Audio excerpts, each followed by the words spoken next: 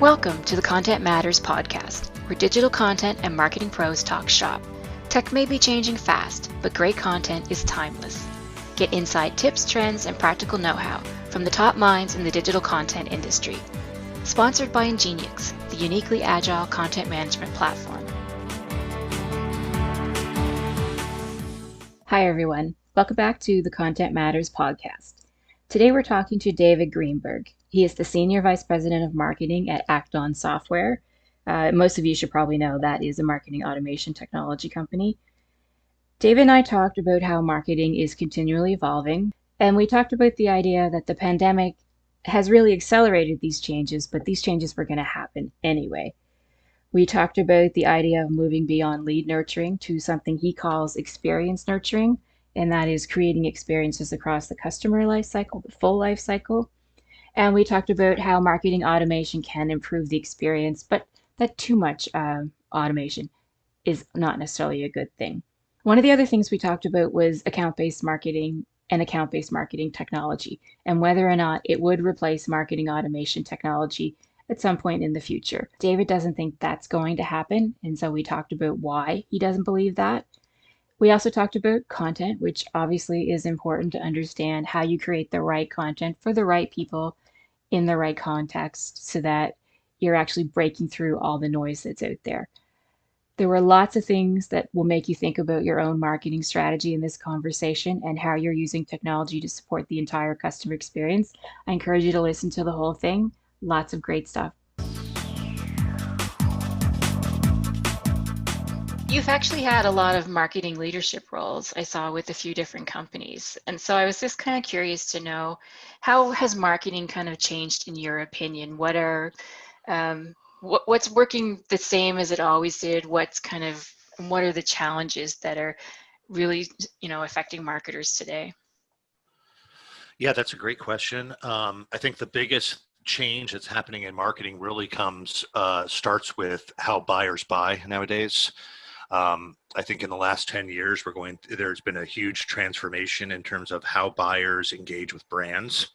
And I think maybe 10 years ago, you could find success creating a landing page, putting some content behind it, getting a lead, and passing it over to the sales team. And I think what the biggest difference in the challenge marketing is going to face now, and even more so in the future, is that buyers are completely in control of the buying process. So this whole concept where you can gate information and not share it and control it in a sales cycle, that whole paradigm has frankly completely changed. Buyers now can get information wherever they want it on any product they want within 5 seconds. That can include everything from Yelp to Amazon, and even in sort of our industry and software, into review sites like G2 or Google, where there are all information is available and easy to get to, and so your reputation makes a big difference. And because of all of this, people who are buying are maybe 70, 80 yards down the 100 yards on making a decision, determining who their preference vendors are, determining who their preference products are. And because of that, marketing has to act differently.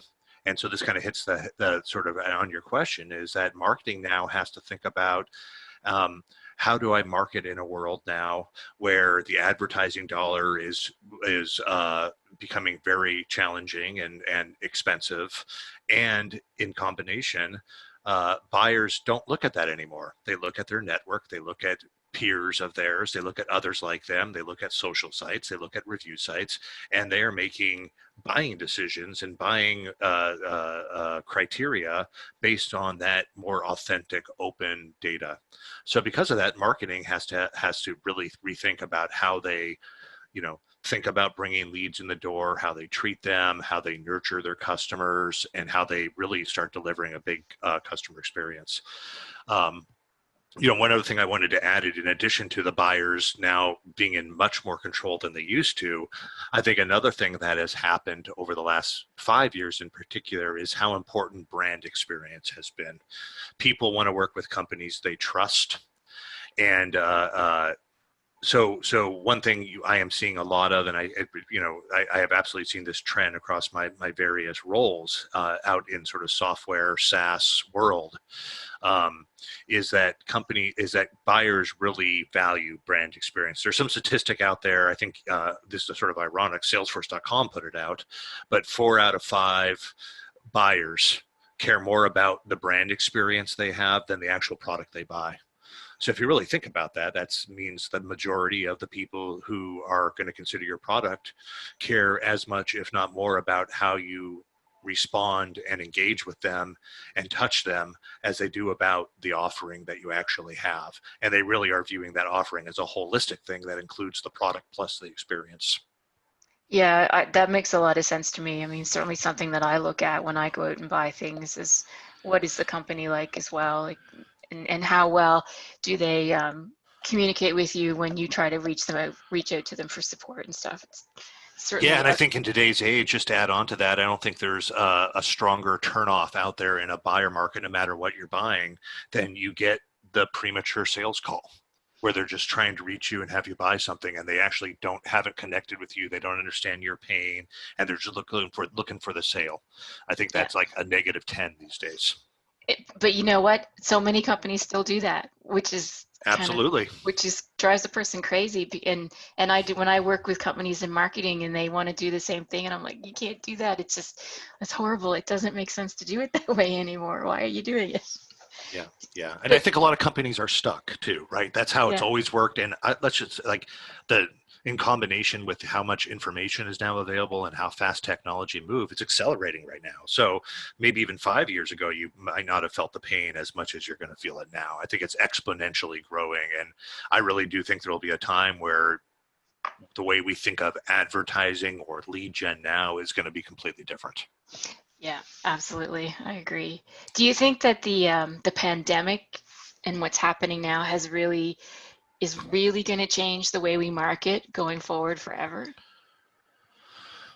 I mean, I think there's definitely a yes or no in there. I think maybe from a more tactical perspective, I know a lot that we hear about these days is how events are dead, live events, will they ever come back? Companies are moving to virtual events.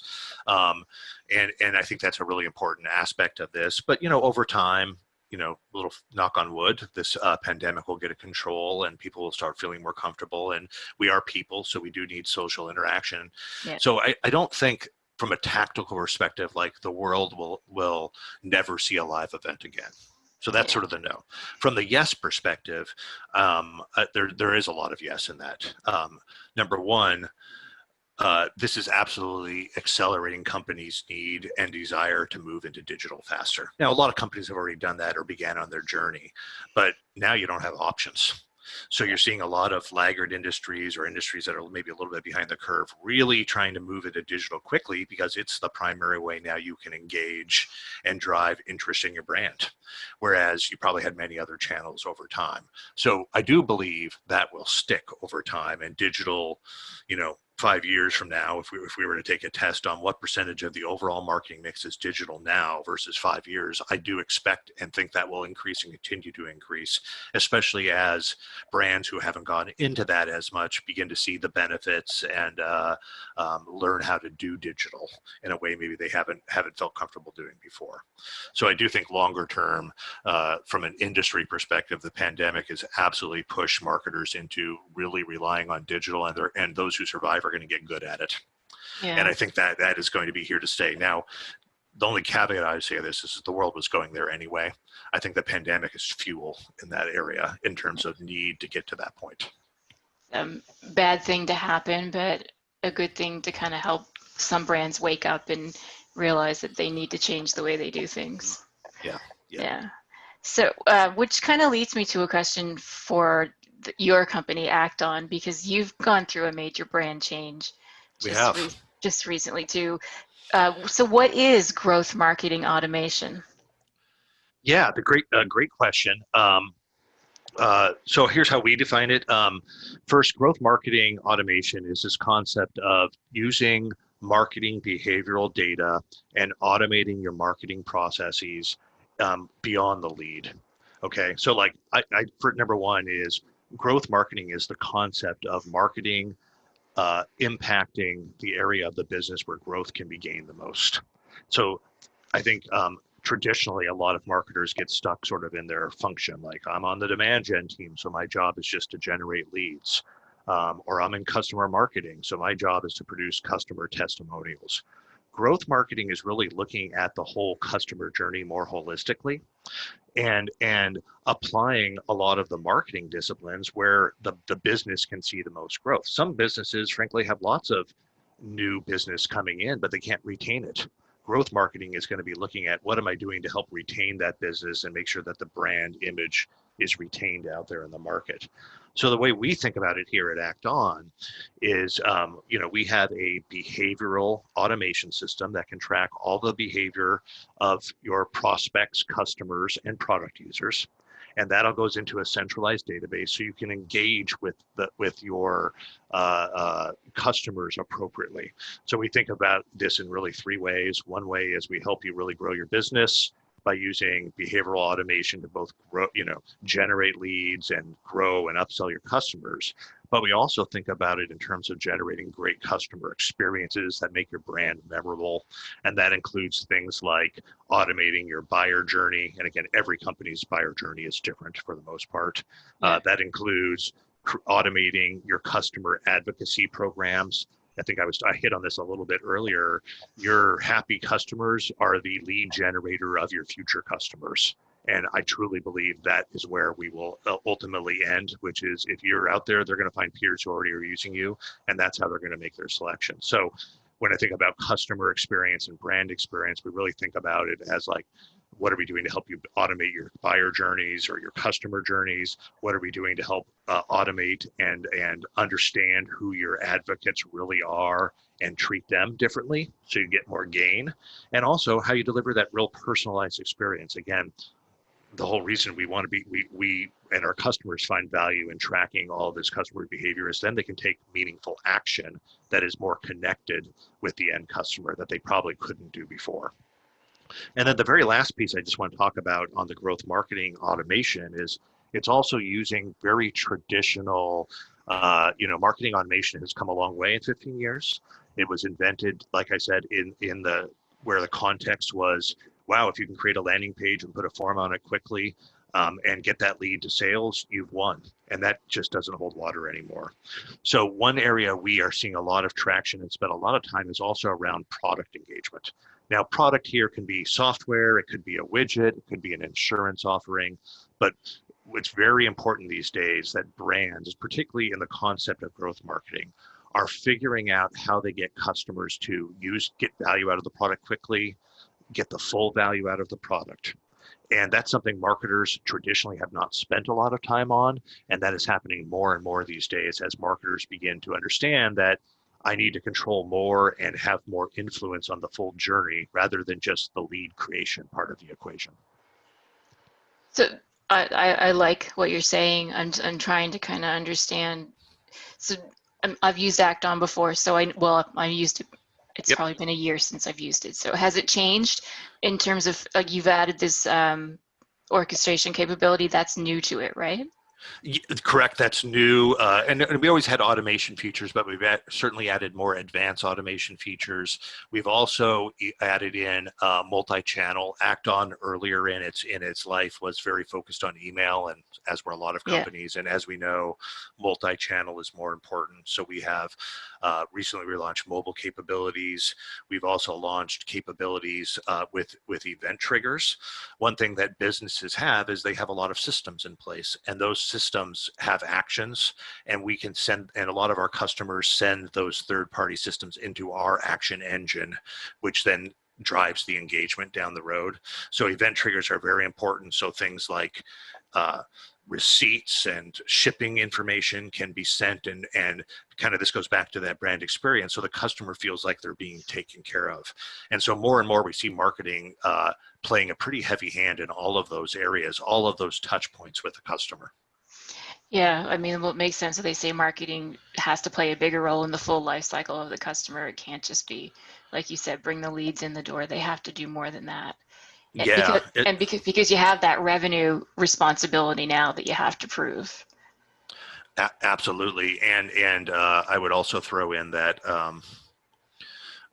marketers are being asked to spend more time making sure, like, there's a reason in the last 5 years that if you Google the top 3 marketing trends, usually customer experience shows up in the top 1 or 2.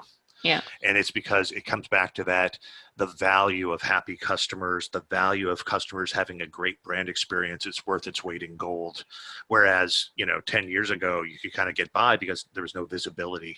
And all of that is now transparent. There's nowhere to hide. And I think that's something marketers have to really face and address head on. Yeah. So when you talk about the idea of experience nurturing as opposed to lead nurturing, does that just mean that you don't just look at like email, but you look at the entire multi-channel experience the customer has with you? Absolutely, absolutely. I'll give you a really good example. One of our clients is a major auto parts retailer, and they use ActOn. One big part of their business is actually these shops who order parts. So parts are a big part of their business.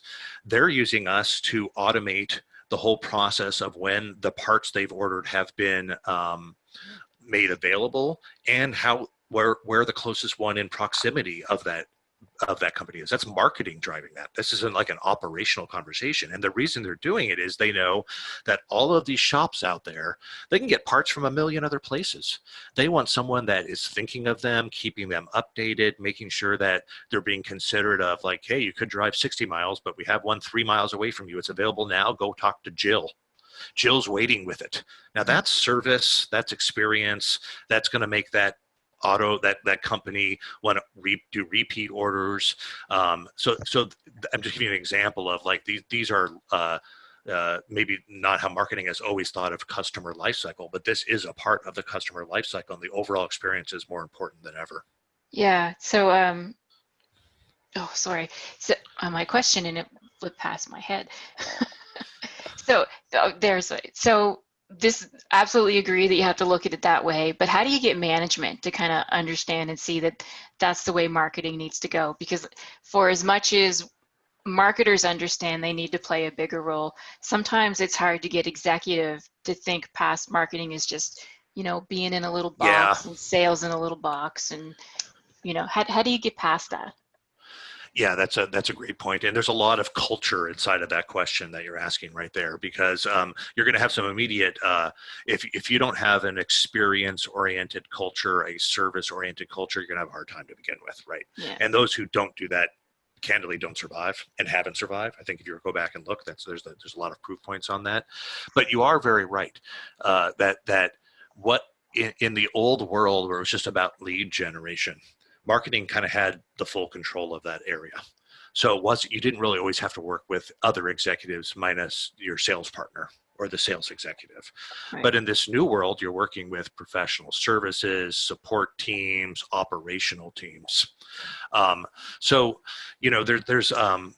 there's a couple things happening. One is, I do think overall marketing, the understanding that marketing needs to play a larger role and go way beyond just the pipeline creation part of the business, is becoming more understood. Savvier CEOs, up and coming CEOs have lived through this transition. So I would say, from my direct experience talking with customers every day, I see more senior executives understanding that experience is important. If that's true, that makes the conversation with marketing a lot easier, versus you have to convince them that this matters. Yeah. Now, if you have to convince them that this matters, and this is where, like, business becomes a little bit of again, my opinion, how I would approach this, it becomes a conversation of numbers. You have this much stuff throwing through your funnel, growing in your funnel, growing after customers, and you got to put down the math on how better, because experience does translate to math. It doesn't have to be a nebulous concept. If you're having a problem, now this is where growth marketing really becomes important. Often this happens because retention isn't where you want it, or upsells, depending on, isn't where you want it, or cross-product selling, if you're more of a BDC company, isn't where you want it. So that usually there's a smoking business problem already out there. And I think sometimes people are looking for marketing to come in and help make that experience better. But you do, and I think, I know I feel this a lot, and I have these direct conversations with our executive team, and I suspect others are, you do also, as the marketing lead, have to paint the picture to the business around what the expectation of the modern buyer is. So you do need to bring them along with you. And you do need to have one-on-one conversations on why experience matters and where there's opportunity. But again, I say it's much easier to have that conversation if you have a business case on why customer experience matters. And that comes down into a financial modeling on where the uptick is going to be. If everything's rosy in your business, you're probably doing a great job right now. And you might argue that you could spend in other times, but I rarely see that. Usually no company's ever happy with their retention. No company's ever happy with, we launched a new product. Is it getting adopted? There's always areas that, all markets are competitive these days. So there's always opportunities to, like, how do you set yourself apart from all the others that are in the same space? And in some ways, frankly, that's a never, as far as I can see it, that's a never-ending war. Somebody always is going to figure out a better way to do it. And you're going to figure out, you adopt that, or do you do something better, different, etc. Right. So fun times for marketing, but challenging times as well, because everything changes so fast for them. Well, I love it because I think it's a more strategic conversation.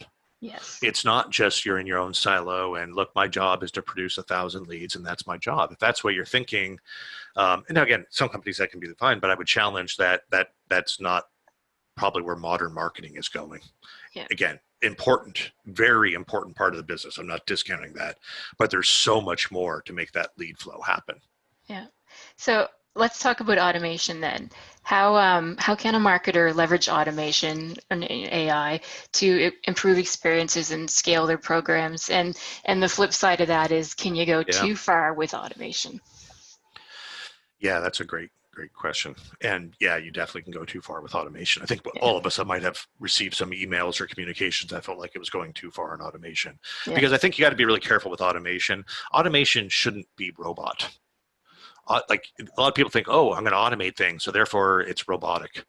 Automation, this is a little bit of the art of marketing, is you've got to find where is the scale versus the authenticity working. And so when you talk about how can marketers leverage automation, like, there's a couple sort of paradigms that come into my head. I think for this conversation, I think people are generally understanding of you get leads who come in, they're not ready to buy, you put them into a nurturing stream so that they're remembering you and you're looking smart. And at some point when they're in buying mode, you're at least on the list. Like, I think that's pretty understood, so we don't have to spend too much time on that. A quick pause to say thank you to Ingenix, the Content Matters sponsor. Ingenix is a leading provider of agile content management solutions. You can check them out at ingenix.com. I think what's new for marketing is, where do they apply automation post-sales? And I think it's important for the audience to remember that you don't just do automation for automation. You do automation based on the understood behavior of your customers. So that's a very important of automation. There's rarely a one-size-fits-all. Second part behind that is, you've got to inspect your business post-sales around what's the most important critical moments in your business. Often I see that's very early on post-acquisition. So let's say it's you just sold a software product. What last thing you want is, in 6 months, nobody's logged in, nobody's using it, nobody really understands it. So your opportunity to get them quickly onto the product, understanding how it's used and getting value, is very important for retention in software. So a lot of our clients use automation very early on with onboarding. This is a great example of where, like, marketing maybe hasn't been traditionally, but in terms of making sure that our customers are having a great experience and they're getting the right brand messages and they know how to use the product, marketing is starting to play a big role. So onboarding is a very common area where customers are using behavioral data to drive automation. So what's great about this is, again, this behavioral data is from digital properties. So it doesn't matter if it's a website or a SaaS product. You can track whether somebody is using a certain section of the product, clicking on a certain button, clicking on a tab area, whether or not they've used reporting at all. So let's just use reporting as an example here. So often reporting is where companies see value, is where they can report on, did this work or did this not work? So it's very important where customers know how to use that. we have clients who, if they don't see customers configuring reports, looking at the reports tab, they have automated onboarding programs that start to communicate, usually through email, on what that customer can do to take advantage of reporting of that specific product. And they are measuring whether people are clicking in and are actually resolving that. And by resolving, I mean starting to use that very important feature of their product offering. So that's a great example and a very high value that I often see around how can marketers start to use automation to drive the best customer experience. Because if you think about it, if you're on the other side, you're logging in, you're doing whatever the software does, you don't even know that there's some very important things in there. So automation can, like, hey, we've been watching how you've been using this. We think there's some really valuable information you might want to be looking at in reports. Go here and check it out. Then when they check it out, you can use automation and say, hey, glad you're checking out reports. Given the kind of business you're in, here's a couple reports you might want to consider configuring. And oh, by the way, here's a link to a tutorial on how to set them up. That's extremely valuable these days. That builds brand trust, customer experience, and also gets them using the product so they're getting as much value. Because what do you think happens in a year from now when they have to renew, or next month when they have to renew, depending on what your model is? They're going to be extremely more likely to renew it because they're understanding it and getting the full value. So I think when you that's a very important area to automate, in my opinion, and something I think worthy for most companies to be looking at. And remember, it doesn't have to be software. If you're selling widgets, it's about communicating them on what's the best way to use that widget, where it should be used, where it should not be used, and being proactive with them. So that's one example. Another example I'll share with you, which I see a lot of activity around, is this concept of automating proactive support. So I think the old paradigm is a customer gets a problem, they go into like some help area of your website or your product or whatever you happen to have, and they're like searching around in certain subjects and trying to find it. Because I do think buyers these days are really looking to self-serve more than anything else. Before they actually want to talk to someone, they're going to do a quick search and find it. So a lot of our clients are starting to automate proactive support, meaning if I have a customer and who visits a help section 3 times, it triggers an automated program showing them how they can take advantage of that feature, how other customers are using that feature, even all the way to providing videos and tutorials, because there is an assumption that if you're going there and trying to figure out how to problem solve A 5 times, that's probably an indicator you got a problem. And in fact, a lot of clients know it as a fact because they had looked at the data and they can go back and track it. So therefore, rather than just let them be frustrated, we're going to automate proactive support, which sends a series of programs around that very specific subject because of that behavioral signal.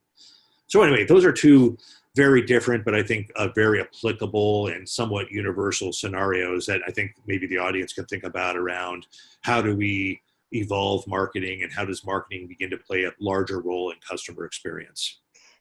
Both of those things really sound to me a lot like the idea of product-led growth.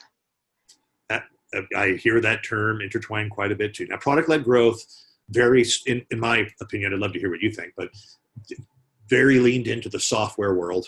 Yeah. For sure.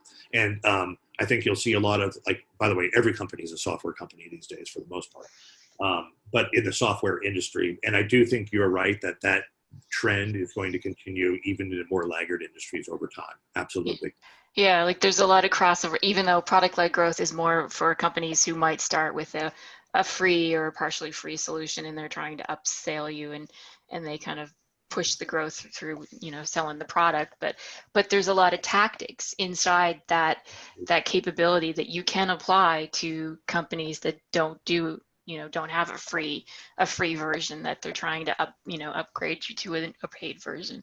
So yeah, it's really interesting you say that because and you're spot on. The whole sort of buzzy terminology of product-led growth really came sort of on the backs of sort of free trial models, and it really has evolved much more into like my take on it. What I've observed, it's really evolved more into more holistic, like. What are you doing to actually drive full adoption of the product? Because you are right. In the beginning, it was very much around, hey, we have a free trial. It's really easy. People go on and you can see what they're doing, and therefore you can engage with them authentically. But that's evolved. I think that's evolved quite a bit in the last few years in particular, where that's really around product-led growth. Is the idea and how you get them to adopt their full product. Whereas Yeah. before it was really like a free trial completion concept. Yep, absolutely. So, okay, let's switch now, because we've talked kind of about the technology and the processes. Let's talk about the content. Key driver for marketing. I personally think it's the driver for marketing, other than the customer themselves. But there's so much of it out there. And how do you cut through the noise and figure out the right content that really, helps the customer along the path to purchase or the path to stay with your company and continue to use your product? Yeah, and I think obviously the first thing that comes to my mind on this is it's about understanding the behavior and what your prospects or customers are doing, are interested in, and maybe even more important, are not interested in. I'm sure all of us have gotten the most irrelevant ebook of your life, like I know I have, and that's like the wrong way to do it. So I think I do agree with your premise. I think behind all of this is content, right? Everything I've talked about here is content, but it's serving up the most meaningful content because you truly are understanding what your customers and prospects are doing. And I think that's the one of the more important aspects and things you need to do to understand what you need to serve to them. I don't think this is necessarily a new paradigm, but I would say obviously since we're transitioning away from technology, underpinned behind this though is this whole concept of I can look and view what the interests are, and thus I can serve up more relevant content at the right time in the right medium is very important for marketers to stay focused on. I think that's one very important aspect, only because you talked about. I think there's another dialogue that needs to be out there around how do you serve content? How do you create a brand relationship with your customer so that the brand can serve content and touch them in a meaningful way, again, leading to that brand experience at a top level. And depending on what business you're in, obviously if you have salespeople or if you have support people, I think you also have to keep in mind how content's delivered more in the one-to-one way. And I know you talked a little bit about how does automation get bad and scary. I think it's when you try to pretend that it's not automation when it's really obvious it is. So I think you have to be very careful in terms of when you're doing that in your writing and how you're serving it up, that you make sure it's relevant. And again, it doesn't have to come from a behavioral database. There's lots of other places you can find those triggers. But the most important thing is you're serving up, you know where they are in their journey and you know what they're interested in. Yeah. I like how you talked a lot about how you kind of send information to customers based on what they're doing on your product, possibly, or on your site. And I'm obviously, as a content marketer myself, I'm a huge proponent of content marketing, but I have really started to kind of shift my vision that it's not just thought leadership anymore, that content marketing isn't really just about thought leadership and high level kind of ideas and concepts, but that you can merge with it product-based information that's really that the customer needs to see or wants to see, and that you need to kind of merge that all together, and that's what's going to help you kind of cut through the noise that's out there and make a name for your brand. Yeah, I think that's a great point. And I see that too. I think content marketing in the beginning was how do you create really smart, compelling content that pulls people in. Like it's like, so core to that whole concept of pull marketing. But I think just like everything else, that was started sort of in the whole lead mindset. And I think content marketing can naturally be applied in a similar way post-sales. That still doesn't mean that thought leadership's not important. In fact, you might argue that thought leadership is more important once you've retained them, because if you can impress them, feel like they have chosen the right long-term partner to go with, that's going to make them want to talk about it out there in the market, have a great impression of you, and that's just ultimately going to lead to more growth. Absolutely. I agree completely. You needed both. Yeah. So, okay, last question for you, because I've kind of taken up a lot of your time. There's a huge focus on account-based marketing and obviously in ABM technology. And there's a lot of conversations around the idea that marketing automation will become obsolete and will be replaced by the next generation of ABM technology, which does a little bit of lead nurturing, lead generation type marketing, and does very account-based marketing. Yep. Do you think that that's kind of where we're going, like, or do you think that marketing automation technology has to evolve in this way? Okay, so there's a couple things inside of this. First, I don't view one eating the other 100%. Okay. Okay. ABM was born out of this concept of target accounts. This is my perception of it. Again, I remember when ABM was not a term. So I remember it coming in, and it was this whole concept of there's 10 accounts that really matter to your business. How do you take a much more holistic, well-rounded approach to penetrate that account and get in there because it's strategic for your business? And that often would mean, hitting at them from all sides, talking to the CFO and sending an email to the CMO at the same time, and likewise working bottoms up, and you'd have like more senior sales exec going into the top, and meanwhile behind the scenes you would have advertising, very specific industry, even all the way to naming the account-based advertising that would show up there. But much of that was born with leads in mind. How do I get them into my pipeline? That's where that was born. All right. So sure, some ABM technologies probably have automation as part of that, but it's in the context of how do I penetrate into that account? Very different than I think where we see the market going, which is this more holistic understanding of what's the behavior and driving my touch points. Because once they become a customer, it's not account-based marketing anymore, right? It's customer-based marketing. Yeah. Now, to be honest, that could evolve. I could see some places where that goes in that direction where it's probably not true. So no, I don't view them. I view them as more complementary than I view them as maybe one consuming the other. I don't think automation. I mean, remember, automation is a very broad term in this context. I know we talk a lot about that as automating messages, and that's obviously a big part of it. We use, and we see a lot of our customers use ABM software to sort of do the advertising piece. But once they come in and they've agreed to, like, hey, I'm willing to have a market conversation with you, that's where automation really kicks in and really move them. And you don't want to lose sight of their behavior post-acquisition. So I really view them as more of a complementary thing. ABM, again, is one of these terms that has lots of different meanings to different people. So that's why I just wanted to define it a little bit up front. Yeah. But I think they're complementary, and I think, but it is a little bit ironic. There is also some very mutual objectives in those two. One of them is ABM is trying to deliver very specific, relevant messages that are like totally unique to that account.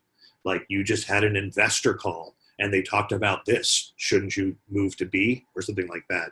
But it does have that parallel of, I understand who you are, and thus I'm going to serve up advertising and messaging that's very specific to you. That is a parallel to what our vision of growth marketing automation is, which is you have a very deep understanding at the individual layer, so that you can serve up the right message at the right time and the right channel, depending on what they're doing and what they're interested or not interested in. And so one big difference in this is there's account and then there's people. And we're really focused on the people, even though getting into the account, I fully acknowledge is important, and we deploy that as well. And we have ABM capabilities, but it's not I don't see that as being the full end of the whole cycle. Right. No, I understand that. I definitely agree that their ABM doesn't really, they do talk about, what to do with the customer after you've actually, gained them as a customer. But most of the talk about ABM today is really on the front side of it. How do you get the right customers in the door and focus on the right accounts? At the same time, though, I also understand that you're looking at accounts, but you're marketing to people in accounts. So you can't just market at an account level. You're actually trying to create experiences and engagement with people that are inside an account, and they all are different and have different ways of looking at things. So it's all kind of fair. I think it's all interesting.